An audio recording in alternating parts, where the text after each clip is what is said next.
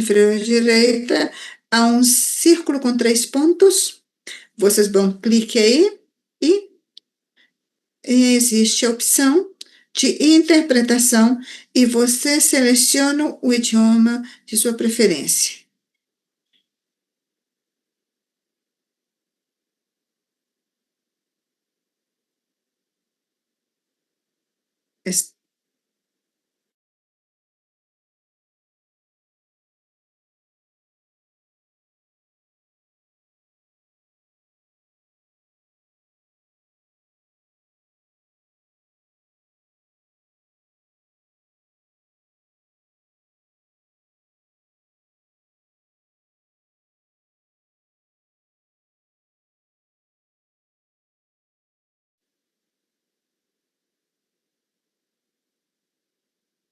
Aqui, saudações a todos. Temos Melissa que vai começar.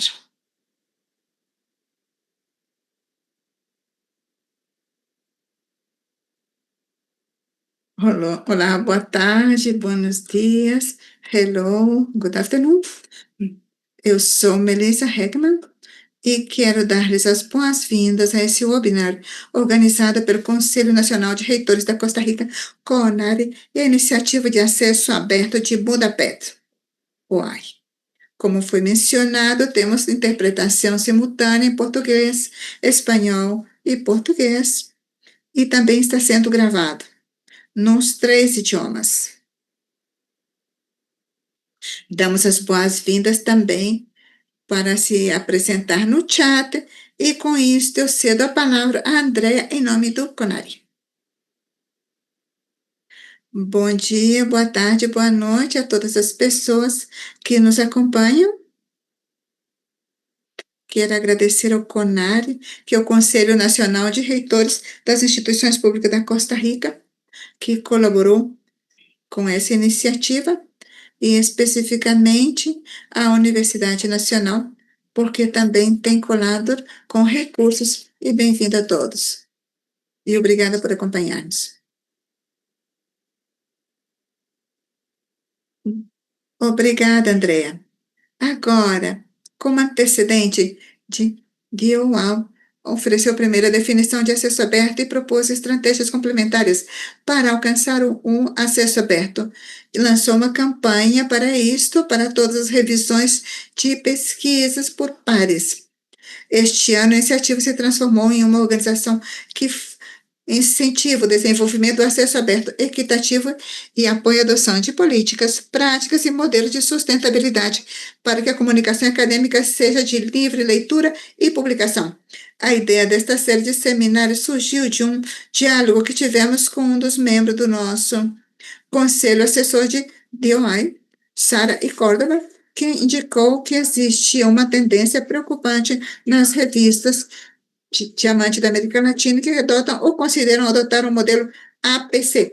Claro que a América Latina foi a pioneira no desenvolvimento de revistas diamante que são grátis para ler e publicar. Essas revistas estão apoiadas por departamento de pesquisa de universidades ou através de financiamento de governos e são exemplo destacado de acesso aberto e equitativo. Hoje existe um interesse mundial pelo modelo diamante. Comemoramos nosso primeiro webinar há alguns meses e, devido ao interesse que despertou mais de 150 participantes, decidimos lançar uma série de webinários sobre esse tema essencial. O debate de hoje vai se centrar na América Latina, destaca o trabalho que está sendo realizado no Brasil. Contamos com uma equipe estelar de oradores. Primeiro temos a Ariana Becerrica Garcia, que é professora a tempo completo da Universidade Autônoma do Estado do México e membro do Sistema Nacional de Investigadores do México. É a diretora executiva de Genalic e presidenta de Americ. Tenho também o prazer de informar que é presidente da organização DOAI. Também nos acompanha a Andrea Vieira, que tem um doutorado em educação e tem sido servidora pública em CAPES, que é a Agência Federal de Formação Profissional de Pós-Graduação no Brasil, durante 17 anos. E hoje é coordenadora geral do portal de revistas CAPES, desde 2020, jogando um papel estratégico na gestão de recursos, crítica científica e tecnológica. tem experiência no desenvolvimento de políticas públicas relacionadas com o acesso à informação científica, curação de conteúdos científicos e colaboração com universidades, centros de pesquisas e agentes de financiamento. Renova projetos inovadores para desenvolvimento de soluções para otimizar a difusão do conhecimento científico no Brasil e sua internacionalização. Também está Felipe Campos, que é um estudante de mestrado em Ciência da Informação e tem uma licenciatura em Bibliotecologia pela Universidade de Brasília. Ele é analista de gestão da universidade, gestão de informação e é pesquisador do Instituto Brasileiro de Informação e Tecnologia, Informação Científica e Técnica do Instituto, onde seu trabalho está centrado nas infraestruturas como o Portal Brasileiro de Revistas Científicas, o Diretório de Revistas Científicas Eletrônicas Brasileiras, e Diretório de Políticas Editoriais de Revistas Científicas Brasileiras, e o Centro Brasileiro de Latindex. Também está minha colega próxima e coorganizadora Andrea Moura Campos, que é professora da Universidade Nacional da Costa Rica e assessora acadêmica de Ciência Aberta da Universidade. É membro do Subcomitê de Ciência Aberta do CONARE e coordenadora do Grupo de Ciência Aberta da América Central e do Caribe do Conselho Superior Universitário Centro-Americano. Além disso, temos a Edna Monteiro, que é presidente da Associação Brasileira de Editores de Ciência, APEC do Brasil, e também Pedro Super, que é o assessor principal sobre acesso aberto da Biblioteca de Harvard e diretor do projeto aberto de Harvard no Centro Berkeley para a Internet e a Sociedade.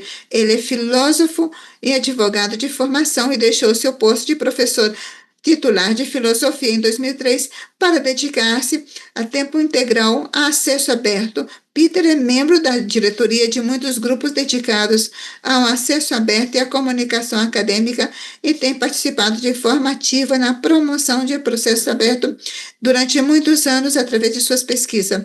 Ele é membro do comitê diretor de POI e foi o diretor de 2002 como redator, assim, do 10º e 20º aniversário.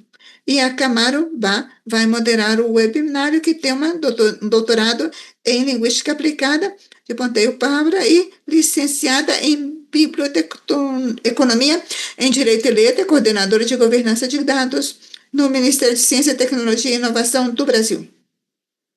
Bianca é muito ativa em projetos internacionais, entre eles ser membro do Grupo de Trabalho Internacional Global Open Region Commons e membro do Conselho de Administração de Líderes, membro do Conselho Assessor de SCOS, membro de INFLA, que é Bibliotecas Acadêmicas, coorganizadora das conferências luso-brasileiras de ciência aberta e vencedora do Tema Internacional de Publicações Eletrônicas para o Desenvolvimento em 2015. Novamente, meu nome é Melissa Hagman e eu sou diretora da organização DOI. Agora eu cedo a palavra à Bianca. Muito obrigada.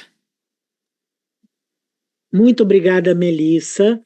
Primeiramente, eu gostaria de agradecer à própria Melissa pelo convite de moderar esse tão importante webinar para que possamos discutir a questão das revistas Diamante no Brasil. Acredito que, como pude ver aqui ao lado, temos participações de vários países da América Latina, o que é muito importante para nós discutirmos em conjunto essa questão.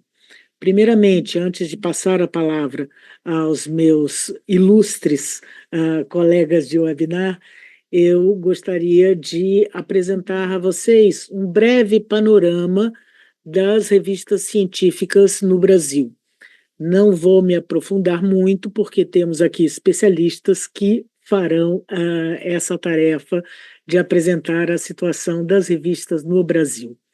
Bom, eu diria para vocês que, seguindo a tradição de toda a América Latina, Brasil é também um país onde o acesso aberto diamante é predominante. Ao longo do tempo, nós fomos criando as nossas revistas dentro das universidades e dentro das instituições de pesquisa. E quem se ocupa da manutenção dessas revistas são as próprias universidades, maiormente, e também as instituições de pesquisa. Nós temos uma série muito grande de revistas científicas, isso o Felipe Freitas vai poder falar um pouquinho mais, que nós temos hoje por volta de mais de 4.000 revistas científicas. Nós nos perguntamos, e aí é uma pergunta pessoal, se necessitamos de tantas revistas. Mas, de todas formas, o mais importante é que a maioria dessas revistas, elas não cobram APC, o que faz com que essas revistas tenham uma ampla visibilidade e uso pelos pesquisadores. Dito isso, eu diria que também existe uma tendência agora que nós temos que nos preocupar a que as revistas passem a cobrar APC, que tirem a responsabilidade daqueles que, como eu sempre digo, se você deixou, se você é uma universidade, se você é um instituto de pesquisa e permitiu que fosse criada uma revista, traço um paralelo com a criação de um filho. Se eu decido ter um filho, quem deve manter este filho sou eu. Então, é neste sentido que eu acredito que temos que fazer um trabalho muito forte junto às instituições, junto às universidades, junto aos institutos de pesquisa e também junto aos órgãos federais, para que esse apoio venha dos próprios pais, entre aspas, dessas revistas, como também dos nossos organismos federais que tratam da questão da comunicação científica no Brasil. Dito isso, já vou passar a palavra para os meus queridos e honrosos painelistas, e, se não me equivoco, eu começarei com a Ariana, é isso? É com a Ariana. Querida Ariana, a palavra é sua, por favor.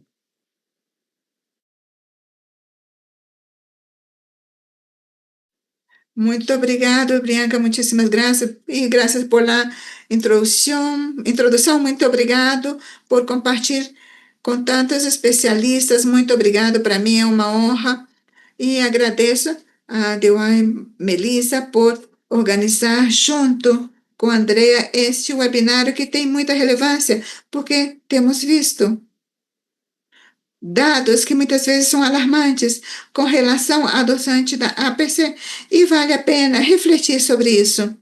E se me permitem, eu vou compartilhar aqui uns pequenos slides que já apresentei em algum outro webinar de DIY, e já estão atualizadas, não muda como estão a tendência do que eu vou lhes mostrar, mas sim nos permite refletir sobre algumas coisas que eu acho que é importante.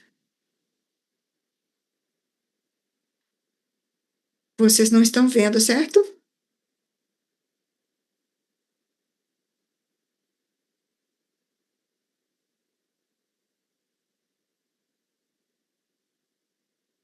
Não sei o que acontece, não me permite colocar no modo apresentação.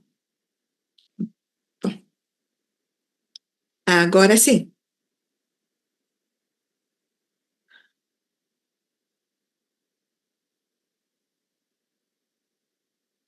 Basicamente, eu tenho 5 minutos, é muito pouco tempo para falar sobre tantas coisas, mas quisera mencionar dois aspectos importantes que devem ser considerados nesse estudo que estamos atualizando no banco de dados de Redalic. Redalic indexa exclusivamente revistas de acesso aberto diamante, o que nos permite perceber a evolução ou involução ou vieses ou distorções do modelo de diamante. Na América Latina, como vocês sabem, já começamos a indexar revistas também de outras partes do mundo, mas o nosso principal acervo são revistas da Iberoamérica. Fizemos um exercício de revisão, onde percebemos que muitas revistas começaram a cobrar o APC, APCs em diferentes escalas e principalmente acentuando-se a partir da pandemia, onde houve muitas restrições econômicas por parte das universidades para continuar oferecendo diferentes recursos para as revistas. Identificamos que 7% das revistas que estavam indexadas nesse momento começaram a cobrar APC nos últimos anos. Então, nós procuramos identificar o propósito e tudo é feito, 100%, é feito por fins de sobrevivência, para poder arcar com os gastos da revista, não por fins lucrativos. Isso é muito claro, principalmente porque em Redalic nós não indexamos revistas comerciais, assim que o lucro se descarta pela natureza legal das revistas. Temos revistas de instituições acadêmicas e de universidades não comerciais. Isso garante que não estamos procurando com fins lucrativos, apesar de que não buscamos um lucro, mas a partir da adoção da APC, que, insisto, é uma PC para que as revistas possam continuar funcionando com suas operações básicas, também é visto distorções e efeitos não desejados após adotar o APC. Uma questão que quero destacar é que a APC não é somente um modelo de negócio ou de sustentabilidade das revistas. É uma forma de operar as revistas e tem efeitos, e estes efeitos também nos idiomas que são publicados e também nos tópicos que são publicados e nas comunidades que representa também. Por isso, em Redalic, estamos convencidos, já comprovamos que impor uma APC, mesmo que seja mínimo, muda as comunidades de autores e, portanto, pode distorcer essas comunidades para atender aos autores que têm o recurso para pagar. Porque podemos pensar que uma PC, às vezes são muito pequenas, talvez de $100 até ou menos disso, mas em nossos países do Sul, não falo somente da América Latina, falo do Sul global, isto representa não só uma quantidade enorme, mas também não existe muitas vezes as gestões nem os apoios institucionais para poder contar com as estruturas plurisimultâneas para contar com esse recurso. Como resultado do estudo, para não gastar meus 5 minutos, que eu acho que já passei, as revistas cobram principalmente por publicar e não pelas traduções, mesmo que algumas cobram por traduções, revisões e outros processos antes de que seja publicado. E vemos uma tendência, e temos aqui toda a equipe forte do Brasil para ter esse feedback. Brasil lidera, mas é muito lidera porque o Brasil é um país gigante. Portanto, nas estatísticas, o Brasil sempre lidera com facilidade, mas lidera no número de revistas que adotaram a APC nos últimos anos. Depois, Espanha, México, Venezuela, vocês podem ver nessa ordem. As principais áreas que começaram a cobrar a APC, pelo menos de acordo com a base de dados da Redalic, são ciência da agricultura, que chama muita atenção, e vamos ver daqui a pouco porque medicina, ciências médicas, é uma área também muito forte, psicologia, que começou a cobrar. Este é o peso por área temática, que vocês podem ver a distribuição das revistas que começaram a cobrar, as revistas de saúde, educação. E o estudo, eu comento aqui rapidamente, está comparando os temas que eram publicados antes de cobrar a PC por essas revistas e os temas que começaram a publicar a partir de cobrar a APC. Resumindo, tende-se a globalizar os temas, a ser menos local, principalmente porque já estão entrando autores de outros países que têm mais recursos ou ou em temas muito mais globais que não necessariamente dirigida ao número legal. E uma fortaleza do acesso aberto diamante é a ciência dos países. Isso é uma coisa que parece que é um efeito indesejado do pagamento por APC, por publicar. Vemos, por exemplo, as revistas do México começaram a cobrar. A APC trabalha muito o tema do milho. Sabemos que é um dos temas muito fortes na América Latina, na Mesoamérica, especialmente compartilhada com muitos países. Essas revistas que começaram a cobrar, queremos ver o efeito de que começam a publicar a partir do momento que começam a cobrar aos autores. E essas comunidades mudam, então. Já podemos fazer, inclusive, um novo corte para ver se isso continua modificando. Por exemplo, no Brasil, são as revistas de saúde pública, enfermagem, que começaram a cobrar, que identificamos desde Redalic, nesse estudo que fizemos, e é importante dar seguimento a essas temáticas, agendas de pesquisa que fazem. Eu coloco muito esse exemplo porque representativo muito o caso da Cuba. As revistas cubanas começaram a cobrar a PC. E essas revistas têm abordado, por exemplo, temas de mecanização da cana-de-açúcar, que é um tema de muita relevância para Cuba e para países do Caribe. A partir de que começam a cobrar, os próprios pesquisadores locais começaram a manifestar que não tem possibilidade de publicar nas revistas cubanas. Então, a pergunta, é aonde que eles vão publicar esse tema de cana-de-açúcar? A pergunta é se isso interessa a uma revista do Norte, a uma revista comercial, uma revista de saber que se produz num país um país frio, onde não se produz cana-de-açúcar. Esse tema não existe aí. Então, é muito importante considerar que a revista Diamante usa esses bens públicos para comunicar a ciência a nível local. Essa é uma das conclusões dos efeitos que há e temos que dar acompanhamento a isso. Segundo lugar, somente um minuto, é o efeito do idioma. Os idiomas das revistas que começaram a cobrar. Percebemos aqui, evidentemente, domina o português, porque são muitas das revistas brasileiras que surgiram no estudo. E o que vemos é este efeito. É um efeito onde o que vocês veem nas cores amarelas é a publicação em inglês e o que vocês veem em verde é a publicação em português.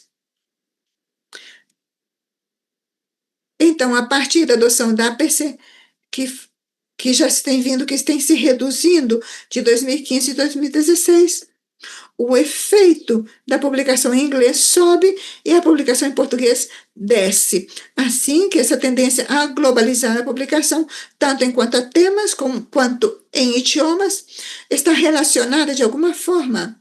Não sei se correlaciona na origem, na adoção da APC, a subida do inglês e a descida do português e espanhol também. A pergunta que eu deixo aqui sobre a mesa: quais efeitos temos ao cobrar APC? Não é bom trivializar o APC como somente uma forma de manter uma revista, uma forma de ter renda. E entendemos os editores, porque tem e vem que é uma forma de poder manter essa revista com seus próprios recursos, até mesmo com seu tempo grátis e com recursos de onde quer que seja que podem tomar. Aqui, novamente, eu acho que é muito importante a corresponsabilidade das instituições da revista, dos governos, instituições, ciências públicas, de pesquisa, que possam apoiar a comunidade editora a manter essas revistas, porque é para o próprio benefício do país, da instituição, de comunicar sua ciência local, ciência com relevância social, para as agendas de pesquisa dos países e das instituições. Se todos somos corresponsáveis, podemos apoiar a comunidade editora a evitar que adotem o APC, porque não se trata que os editores queiram cobrar isso. Não estamos satanizando a comunidade editora. Acho que a comunidade editora reage porque não tem outras possibilidades, não tem possibilidade econômica.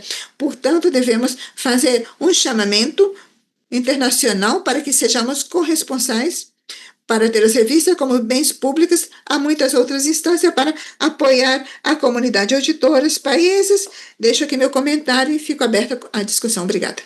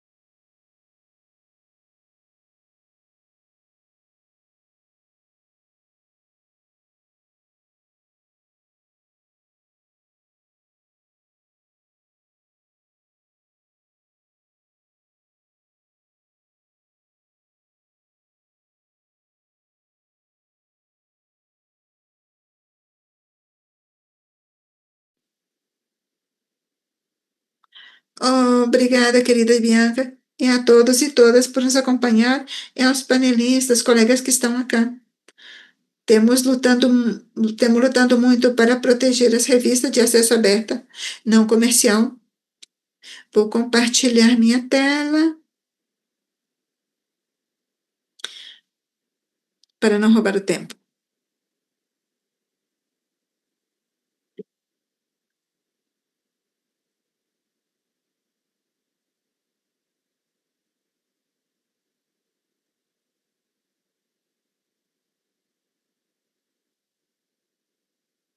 A pergunta que trabalhamos com revistas, sempre fazemos como trabalhar com as revistas para que elas possam manter-se com recursos. Este é um exemplo da Costa Rica, da minha universidade, que não foi simples, nós duramos muitos anos para poder fazê-lo, e acho que, nesse momento, este modelo serve para que outras universidades da América Central e do Caribe também reproduzam e possam melhorar e depois aprender as lições deles e também de pessoas da África, com o nosso modelo. Eu quero passar a recordar-lhes que nossos colegas Bianca já disseram, as pesquisas científicas nas nossas universidades, que a ciência nossa possa circular, que são espaços para que o nosso conhecimento também possa circular sem ter que ser pago, e nós não temos tanto dinheiro para poder pagar 50 ou 100 dólares por um artigo, e muito menos para pagar 6 mil ou 12 dólares em APC. Por isso, nós mantemos projeto de investigação, de pesquisa, e muitas vezes o projeto nem tem esse orçamento. E a última cita, e de outros colegas, e aguardo que, certo, na América Latina, a maioria das revistas são mantidas com recursos das próprias universidades públicas e pesquisas. Porque é importante ter um modelo? Porque é para proteger a revista de cada uma das universidades com nossas realidades na América Latina. A ideia é organizar a casa e dizer, bom, como é que vamos gerar, como vamos canalizar recursos para otimizá-los e como vamos ter. Agora se utilizou, André utilizou uma frase que eu gosto muito, é que as revistas são como nossos filhos. A Bianca foi quem mencionou, desculpa. Como são nossos filhos, nós temos que mantê-los, e este é um exemplo de como nós conseguimos fazê-lo na nossa universidade. Outro aspecto importante é que quando nós organizamos uma revista na nossa universidade, nós temos que dizer quem vai manter, com quais recursos vão manter essa revista. Aqui eu deixo o link de uma publicação com as pessoas editoras das nossas revistas. Nós conseguimos sistematizar, como durante anos, nós conseguimos fazer esse modelo. Saudações aos colegas, aos editores das revistas, que construiu esse modelo, eles foram chaves para o sucesso. Como nós conseguimos construir esse modelo?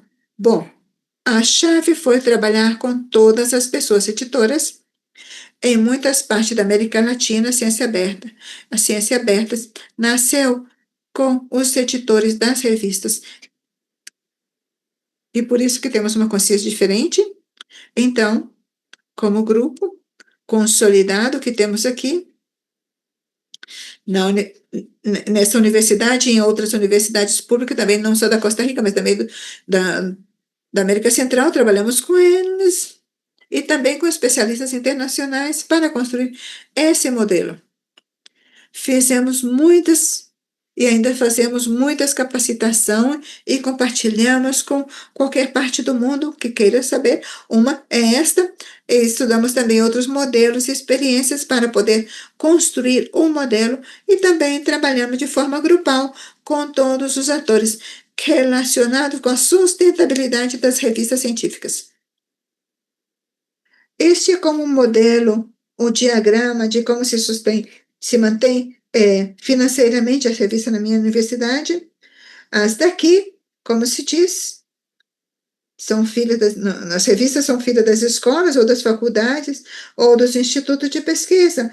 Portanto, elas têm que manter e velar pelas revistas. Elas se regem pela vice-reitoria de pesquisa. É uma realidade muito parecida que existe na América Latina toda, junto com o departamento de tecnologia. Aqui no diagrama diz quem diagrama as revistas. Bom, o departamento de publicação das revistas, eles se encarregam, isso está em todas as universidades, se encarregam de todas as revistas e outros departamentos que colaboram. Tudo isso está publicado, aqui temos os links se vocês querem entrar e ver, e vocês podem melhorar também. Com as experiências e os processos. Rapidamente, os princípios que regem o modelo da nossa revista. Somente temos dois que toda revista tem de acesso aberto, é obrigatório, ninguém pode cobrar APC. E uma coisa que eu gosto muito é a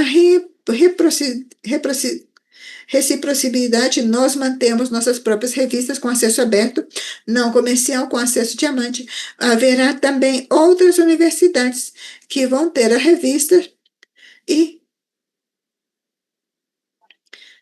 também como publicar em outras revistas, em outras universidades. Este é o modelo que temos de reciprocidade, que temos na América Latina. Esta é uma estrutura de uma revista. Eu coloco aqui como exemplo da nossa revista.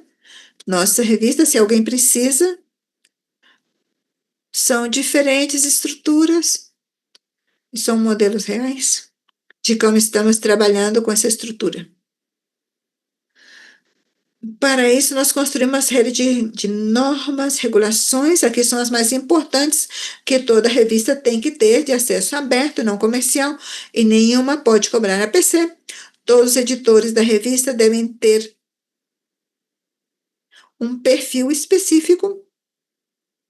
E algo que acontece muito na América Latina é que a maioria das revistas são mantidas por pessoas que não, de acordo, que não têm remuneração, mas na minha universidade, todas as pessoas editoras têm que receber uma remuneração, têm que receber um salário que tem que ser. E todas as escolas e faculdades, portanto, daí é onde tem que sair essas praças. Com isso, então, resolvemos um problema que a América Latina tem, que não se pagam salários aos editores das revistas.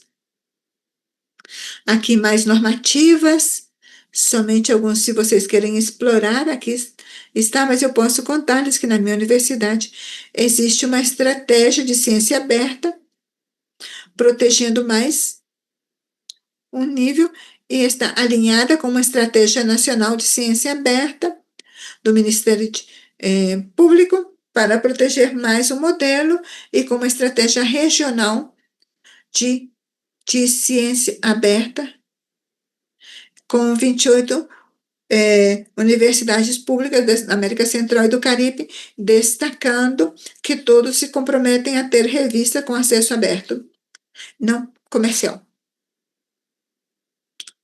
Essas estratégias também estão aí também para que vocês possam ver. E a vantagem disso é que nos permite, de forma regional, consolidar os processos e os modelos de proteção da revista Diamante. O que nós sempre nos pergunta como é que vocês fizeram, qual é o custo. Pelo tempo, eu não vou especificar quanto custa manter essa revista, mas é importante, conseguimos publicar, tirar os custos para que vocês possam ter também, saber como nós conseguimos fazer isso. Vocês possam reproduzir ou melhorar. Aqui estão os custos da revista Diamantes.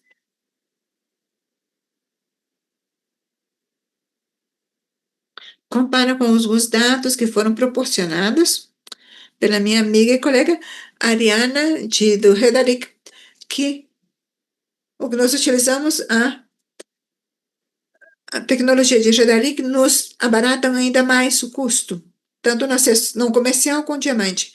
Vocês podem ver também esses dados nos estudos que estou proporcionando e passo a contribuição com Gedali que nos ajudaram a proteger a revista. Para terminar, para onde vamos? As conclusões e recomendações. Como dizia, criamos modelos similares na América Central e Caribe, e desde o ano passado nós estamos colaborando também com algumas universidades da África, porque eles também nos têm ajudado também a construir nosso modelo. Um ponto importante é proteger as revistas, como disse a Adriana, como patrimônio da humanidade, é um bem público e assim deve ser visto. Trabalhamos em colaboração, otimizando, sempre nos ajuda. A América Latina, nós sempre nos ajudando com tudo que nós estamos fazendo. E, como eu digo, eu agradeço as iniciativas regionais que nos têm ajudado a continuar fazendo e materializando este modelo. E, claro, na, na atitude, no comportamento colaborativo da América Latina, nós possamos continuar colaborando, compartilhando capacitação, mas não temos que pensar somente nos editores, mas também nos tomadores de decisões que devem estar envolvidos de forma muito forte para poder ter acesso e proteger a essas revistas. Somente isso. Muito obrigada.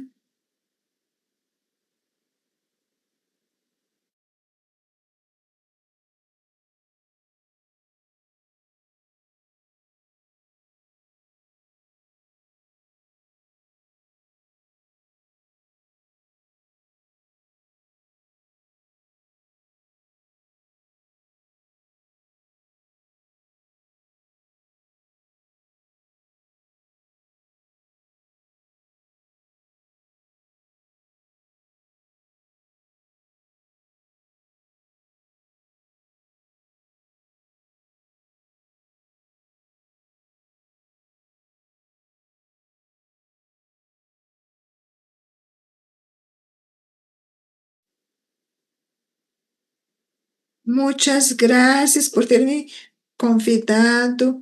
Eu principalmente agradeço as revistas que são diamantes por continuar sendo tão diamante ante frente à tentação de fazer dinheiro frente à APCs. Eu não tenho uma apresentação, eu somente quero comentar 3 apresentações prévias e quero manter meus comentários em 5 minutos.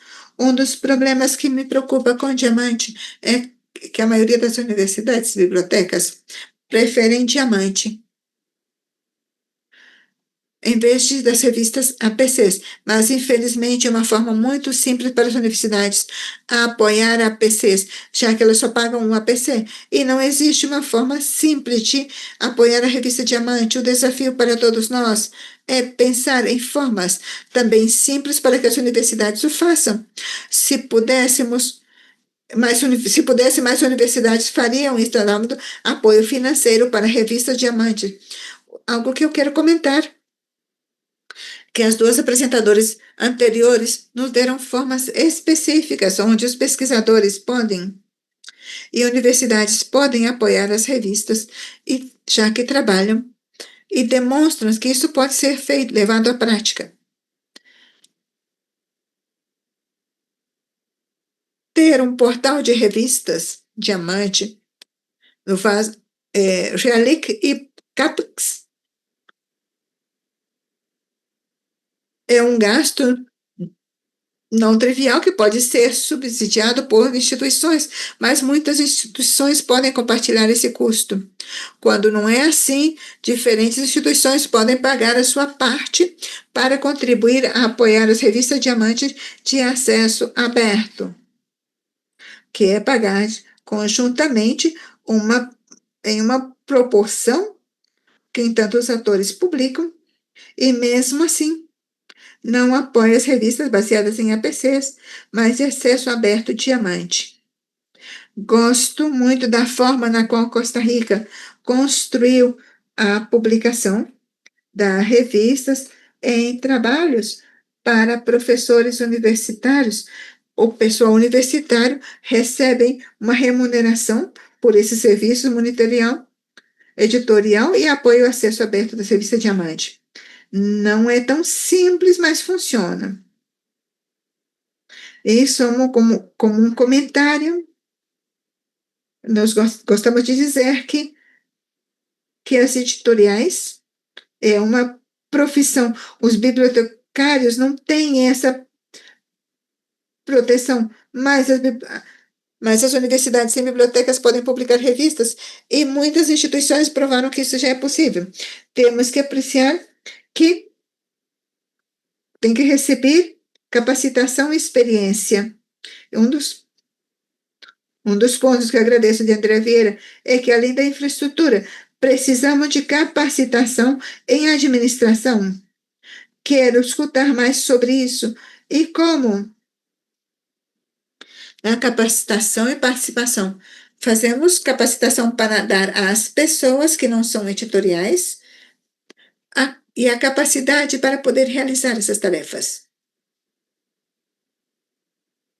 Outro ponto, voltando, Ariana,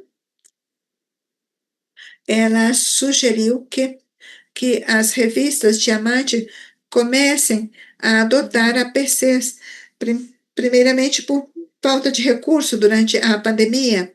Esse é um bom ponto, e todos deveríamos preocupar sobre o que vai acontecer no futuro, se os recursos que agora vemos, que dependemos, e esses recursos começam a diminuir cada vez mais. O recurso para a ciência nos Estados Unidos estão diminuindo de forma dramática.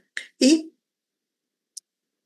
não sei se me preocupa, não sei se isso acontece em todos os países, mas o que outros países podem aprender é que não só Donald Trump está conseguindo o que ele quer, senão que ele está aprendendo seu método para controlar a ciência e as universidades e reduzindo o financiamento das universidades.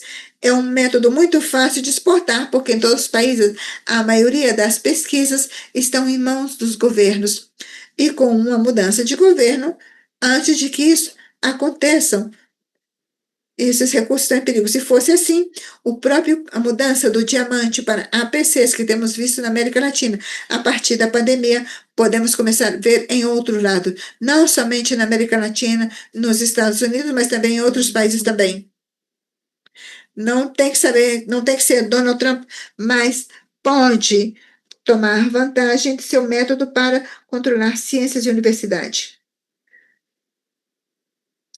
Outro ponto em portais internacionais de revistas, gostaria de ver muito mais portais internacionais. E falando de Donald Trump, ele nos deu uma razão muito forte, um incentivo para albergar literatura e ciência aberta em mais de um lugar, em mais de um país. E temos que colocar isto além do controle do governo para dar de baixa um bom portal diamante para ter revistas, mas se não uma rede de revistas que sejam publicadas em um país, possa ter também em outros países e tirando, além do controle político, controlando a liberdade acadêmica, uma boa oportunidade de CAPES e de outros portais da África, não só como fazer portais, mas como coordená-los para possam interoperar e preservar essa liberdade acadêmica ao redor do mundo. Agora cedo a palavra aos demais.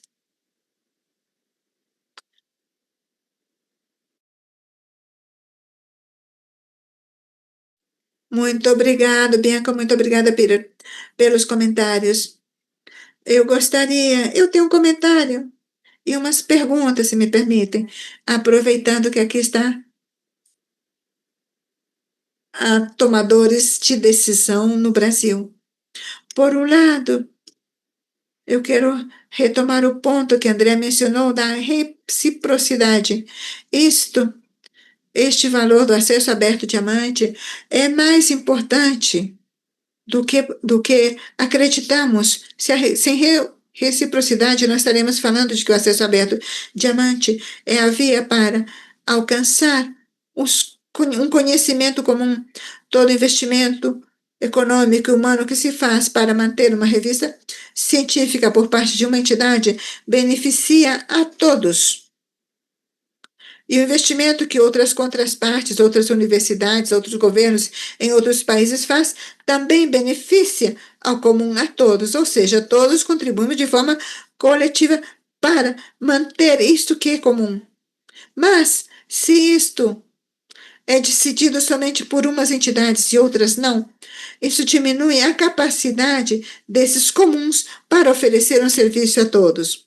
Por isso, eu acho que o tema de reciprocidade é fundamental, até mesmo em cenários como o Peter menciona, onde há recortes econômicos para a pesquisa e a publicação em muitos países.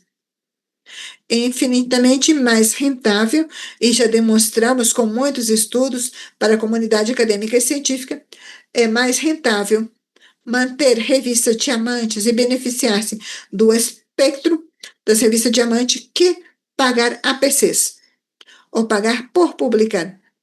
É muito mais rentável e mais sustentável ao longo do tempo.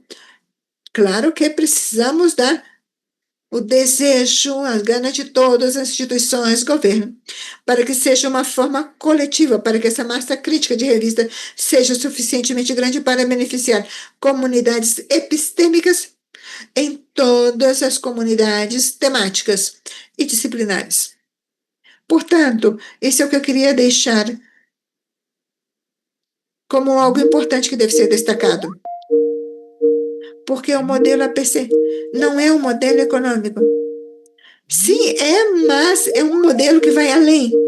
É um modelo diamante, é um modelo que nos permite construir comuns, os comuns dos conhecimentos. Não é somente um modelo econômico. É um modelo econômico que surge da consequência das nossas prioridades como governos e instituições. Se o que queremos é promover e manter bens públicos que fazem parte dessa nuvem de bens públicos e bens comuns que beneficiam a todos, ou não. Então, acho que deveríamos pensar primeiro em quais são as nossas prioridades. Como instituições e governos, o que queremos privilegiar? No caso mexicano, eu presumo ultimamente porque temos, no nível constitucional, o direito à ciência. A ciência é um direito humano no México. Esse direito à ciência nos permite ter uma política que cobre, no nível país, no nível constitucional, as estratégias de acesso aberto, assim que ninguém pode ser excluído do benefício da ciência. Portanto, no tema, e obrigada, eu vi a apresentação de CAPES com muita atenção, algumas dúvidas que surgem ao tentar comparar e contrastar, a outorgar apoio às revistas científicas ou a infraestruturas. Se há uma estrutura política, porque o que vemos em instituições é que dão financiamento a infraestruturas ou a revistas, mas não estão acompanhadas com uma política. Essa, para mim, é uma pergunta para a CAPES. Para a doutora Vieira? Sim. Se otorga financiamento, se todas as revistas podem decidir se cobram ou não APCs. E a outra parte fundamental que eu gostaria de compreender, no caso do Brasil, essa pergunta eu deixo aberta para todas as colegas do Brasil, é saber se no sistema de avaliação científica,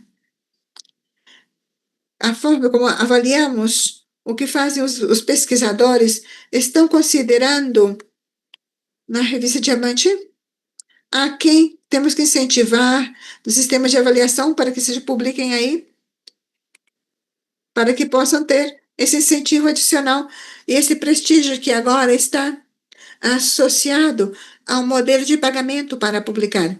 Assim que precisamos que seja considerada também a publicação na revista Diamante como parte do sistema de avaliação, como uma via para publicar com alta qualidade sistemas para que possamos voltar a ter esse prestígio que tinha, nossas revistas acadêmicas tinham esse prestígio, mas que está perdendo, tem diminuído devido às vorazes estratégias das editoriais privadas, que não quer dizer que as revistas não cobram, não sejam de má qualidade, mas isso não necessariamente é assim, nós sabemos disso. Aqui, deixe nos comentários minhas perguntas. Obrigada, Bianca.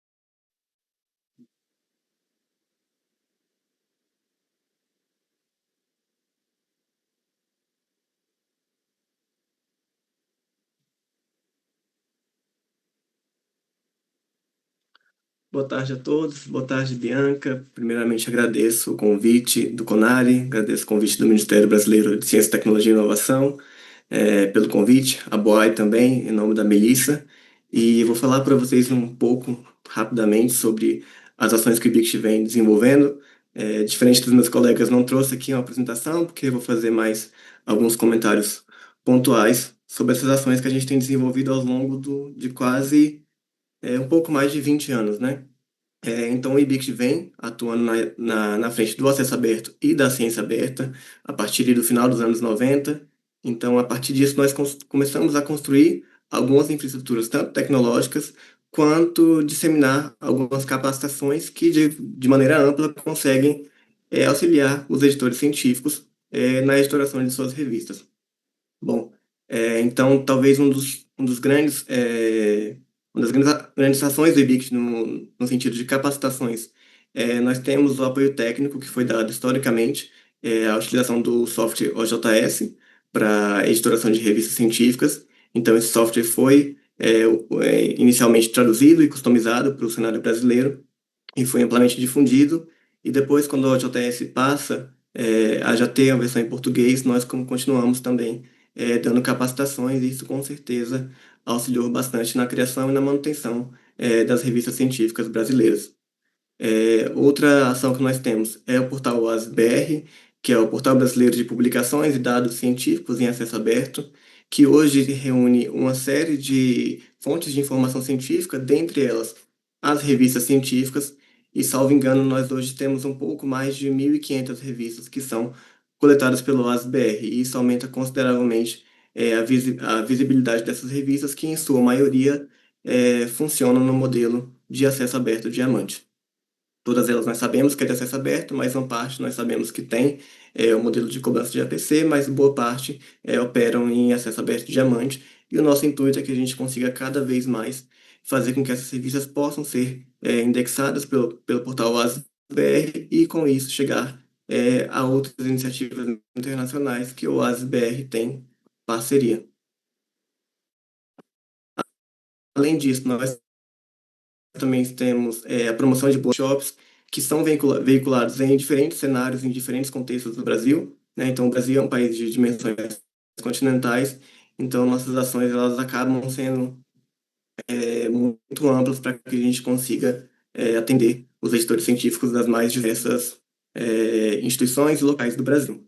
Além disso, temos também várias parcerias estratégicas que foram sendo construídas ao longo dos últimos anos. Então, como foi comentado aqui no começo, o Brasil atua desde os anos 2000, né, 1998, como Centro Brasileiro do Latindex, e isso faz com que nós tenhamos uma ampla conexão com os editores científicos. Então, esse papel educativo, esse papel pedagógico que o Latindex tem, a gente tem utilizado bastante no âmbito do IBICT. Além disso, diversas parcerias com a Rede La Referência, de muitos anos, e também algumas parcerias com a ABEC Brasil, inclusive agradeço a Edna, que vai falar um pouco depois de mim, que também tem nos auxiliado bastante nesse contato direto com os editores, especialmente aqueles de acesso aberto diamante, que nem sempre possuem as infraestruturas e os recursos necessários para a manutenção das suas revistas. Dentro de todo desse ecossistema, não poderia deixar de mencionar uma iniciativa um pouco mais recente do IBICT, que é o Diretório das Revistas Científicas Eletrônicas Brasileiras, apelidado ou conhecido como MIGLIN. Ele foi lançado em 2023 e hoje ele ocupa um lugar de grande importância dentro do cenário editorial brasileiro. Ele foi criado justamente com o objetivo da gente conseguir reunir e conhecer a realidade editorial das revistas científicas brasileiras. Então, além de dados bibliográficos sobre essas publicações, nós temos uma série de informações editoriais, e o MIGLIN, ele tem também essa função de tentar padronizar essas informações sobre as revistas que estavam dispersas em diferentes iniciativas.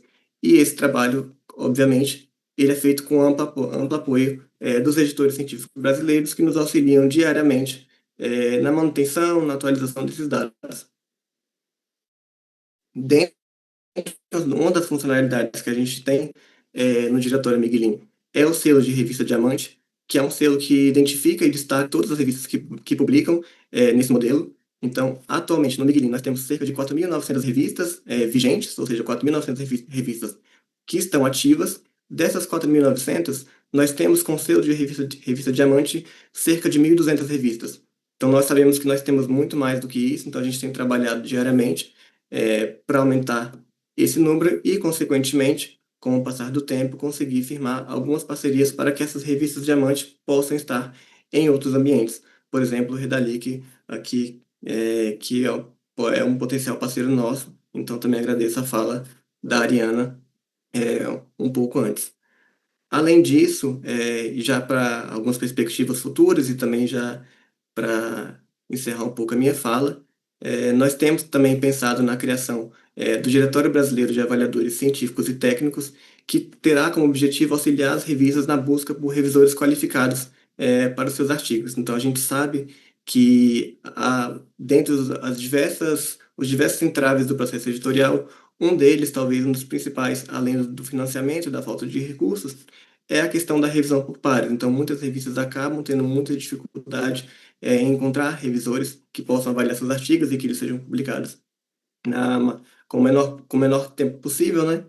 Então, a criação desse diretório de avaliadores vem como uma forma de suprir essa lacuna. É um projeto que nós temos em mente, ainda não começou a ser executado, mas muito em breve isso irá acontecer. Então, eu acredito que é isso, né? O IBICT vem ao longo desses anos fortalecendo suas infraestruturas, tentando novas parcerias, fortalecendo, dando várias capacitações, participando de vários eventos, e esse evento é mais um desses que nós temos muito prazer em estar contribuindo. Então, agradeço a Bianca, agradeço novamente a Ariana e a todos aqui presentes e fico à disposição para comentários. Muito obrigado.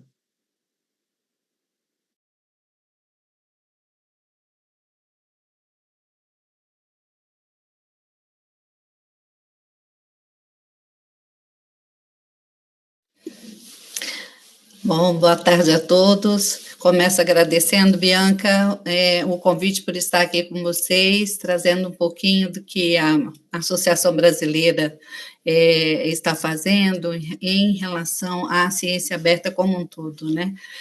A ABEC, para quem não tem esse conhecimento, nós temos quase 1.500 revistas associadas, individuais, temos também associações, né, das instituições universitárias, e a ABEC, ela vem sempre trabalhando, desde que nasceu, a ideia era justamente ver como profissionalizar toda a parte de editoria.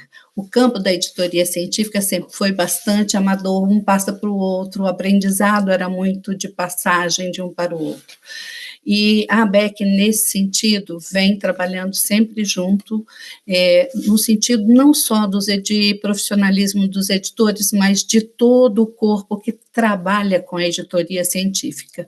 Dessa forma, nos últimos 4 anos, temos criado um sistema que é o ABEC Educação, que trazem cursos para formação em várias vertentes, tanto gestão editorial como em revisão por pares. São 3 trilhas, uma de gestão, uma de avaliação e uma de ferramentas, e dentro destas, várias disciplinas em que a ideia é dar uma certificação generalizada, mas ela pode ser compartimentalizada também. E por que a gente entende isso, né? A ciência aberta, desde a sua, digamos, criação aí, né, da sua conceituação, é uma transição, porque ela exige mudança de cultura. Eu acho que a grande dificuldade que nós estamos vendo aqui, nos diferentes relatos, é que tem que haver mudança da cultura de cada um de nós, né, de como vamos publicar, de como vamos fazer, porque se nós formos desde o início, cada instituição cria a sua revista, e não uma revista, criam várias revistas, que às vezes você olha e diz, por que estamos criando revistas? Eu vejo que se não houver uma mudança, que a ideia da revista qual era? É divulgar o que nós produzimos de bom, né? O que nós temos que vai ajudar no conhecimento, vai agregar no conhecimento mundial, seja o local, tem importância isso estar sendo apresentado fora, então ela requer investimentos, ações coletivos, falou-se aqui em política, falou-se aqui na instituição, todos temos que estar juntos trabalhando em prol de que o que é produzido seja bem divulgado. Essa divulgação científica, ela tem que chegar digamos que no norte global, tem que chegar no sul global, tem que chegar regionalmente. Muitas produções são muito importantes, às vezes muito mais relevantes em nível local do que em nível global, mas precisamos ter essa mentalidade. Então, a grande dificuldade é esta, é que é algo complexo. Nós precisamos uma colaboração. Aqui nós falamos, eu estive há pouco tempo agora na Colômbia, também no encontro de editores, é nós nos unirmos e pensarmos em possibilidades para crescer, para fazer a divulgação do que é produzido, né? Ou seja, como que nossos periódicos se mantêm? Né? Foi falado aqui sobre a sustentabilidade, o modelo que a Andréa Mora trouxe, né, da Costa Rica. Nós temos no Brasil hoje 296 instituições públicas. Cada uma destas tem muitos periódicos dentro. Nós vimos ainda quase 5.000 periódicos que o Brasil tem. A maioria deles está vinculada a uma instituição pública ou privada, né, ou associações científicas. Então, assim, o que nós precisamos fazer? A Andréa trouxe aqui, a ABEC tem participado desse grupo da ciência aberta junto com a CAPES, tem participado aí na parceria com o IBICT. Nós temos sempre procurado trazer o que está acontecendo, o que nós podemos fazer. A ideia dentro da associação é qualificação, nós temos procurado qualificar todos os editores envolvidos, nós temos procurado sensibilizar a parte da cobrança de taxa, o quão necessário, isso me parece aquela coisa, né, de abertura de dados, abrir quando possível e fechar quando não é possível. Então, será que aqui nós estamos falando em cobrança de taxa? Isso é realmente sustentável, que se mantenha isso? Quanto o governo pode financiar, o quanto a instituição pode financiar? É sempre, né, algo para a gente pensar, porque cada vez mais a editoria está tecnológica, vamos colocar. Se nós formos trazer, ela é menos trabalho pessoal e mais de ferramentas. Então, além de nós estarmos pagando os salários de quem estaria trabalhando na editoria, né, porque atualmente o que é? O professor, ele da sua carga horária de trabalho, ele vai trabalhar em algum momento, seja no horário livre, seja no horário de trabalho, pela editoria científica. Normalmente é o que tem acontecido, para revisão por pares. Essa é a nossa realidade, não é? Então, assim, de que forma que nós podemos pensar um modelo que, de fato, seja factível? Nós estamos na América Latina, eu sei que a gente precisa disso, de ter um cuidado, mas qual é esse cuidado? E também não é só produzir e mostrar para nós mesmos, nós temos que compor o conhecimento mundial e como fazer essa composição. Então, eu penso que essa discussão aqui, eu quero parabenizar a iniciativa, porque realmente é importante que haja esse tipo de discussão, para nós entendermos que eu acho que não existem posições contrárias, não, nós só temos formas diferentes, às vezes, de tentar enxergar e tentar procurar soluções. Né? Você veja, a Cielo foi o primeiro movimento mundial de acesso aberto gratuito, nasceu dentro da ABEC. Foi num encontro da ABEC que surgiu a discussão sobre a criação da Cielo. No entanto, e ela foi acesso diamante durante, acho que uns 4, 5 anos, depois que passou-se a aceitar que se cobrasse a PC, porque as revistas não conseguiam se manter. Era a questão da sustentabilidade. Então, acho que o que eu queria colocar era muito mais assim, pontos para a gente pensar mesmo junto, né? O papel que a ABEC tem feito é mais de tentar qualificar e trazer a problemática em todos os nossos encontros. Todos os encontros, webinários ou o congresso anual, nós temos trazido a discussão da ciência aberta, discussão da sustentabilidade, todos esses tópicos vêm sendo discutidos para a gente justamente trazer essa conscientização e de como trazer soluções, não para esses problemas. Era um pouco isso que eu queria comentar aqui, eu agradeço essa oportunidade e estou à disposição para a gente discutir.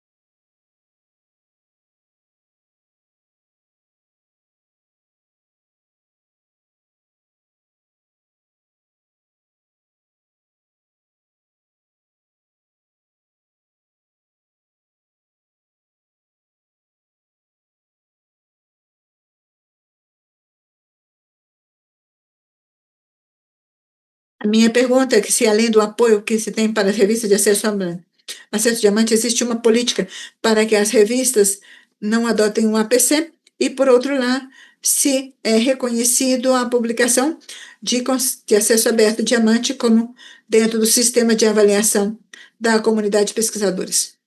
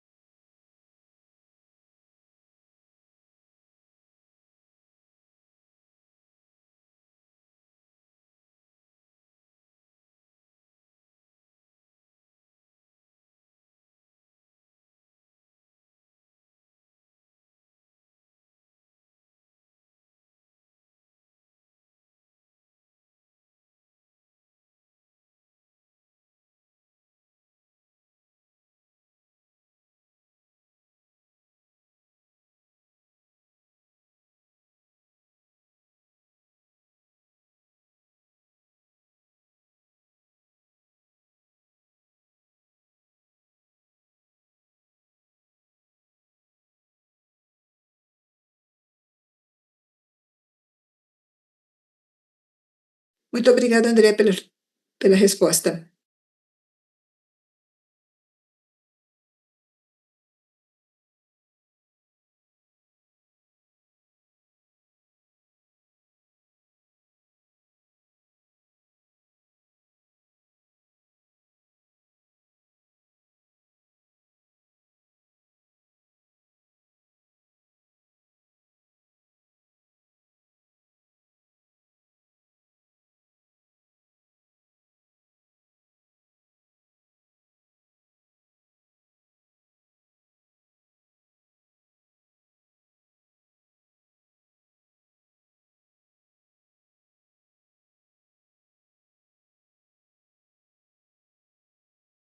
Não, normalmente essas revistas já publicavam em inglês, só que agora começaram a receber mais artigos em inglês, mais artigos em inglês, desculpa, que é o idioma local, mas já publicavam em inglês originalmente também.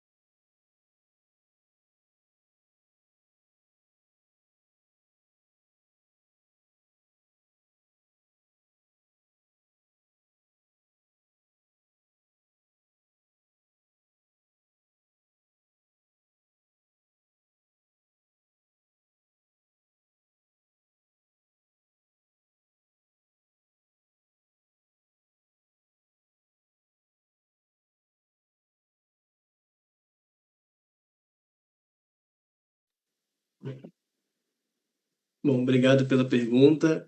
O IDICT tem total interesse na ampliação da rede Dark, né? Como a Bianca comentou, é um identificador persistente que vai ser atribuído de forma gratuita. Nós ainda não temos um cronograma definido sobre quando se dará a implementação do Dark para artigos científicos e para outras tipologias documentais, mas, como eu falei, é de nosso interesse ampliar essa rede com a maior brevidade possível. Mas também é bom lembrar que o Dark não foi criado para, de alguma maneira, competir com o DOI, né? Então, o DOI vem sendo utilizado, a gente sabe que ele tem custos, mas a gente não cria, não, o Dark não foi criado como uma forma de competir com o DOI ou de subutilizar o DOI. Então, enquanto ele não for aplicado aos artigos científicos e a outras tipologias documentais, o DOI, obviamente, pode e deve continuar sendo usado.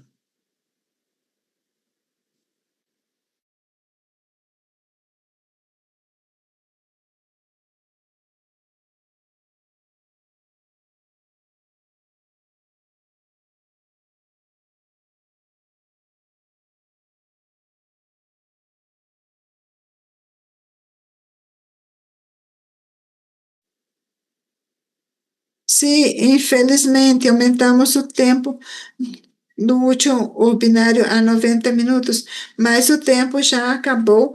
Esta é uma área muito rica. Vamos continuar nossa série de webinários enfocando nisso. Neste momento, quero agradecer a todos, especialmente a Bianca, e os nossos apresentadores e intérpretes e os participantes. Como mencionamos, as gravações estarão disponíveis nos 3 idiomas. Esperamos continuar com vocês para continuar essa importante conversa. Muito obrigada a todos. Obrigada. Obrigado, pessoal.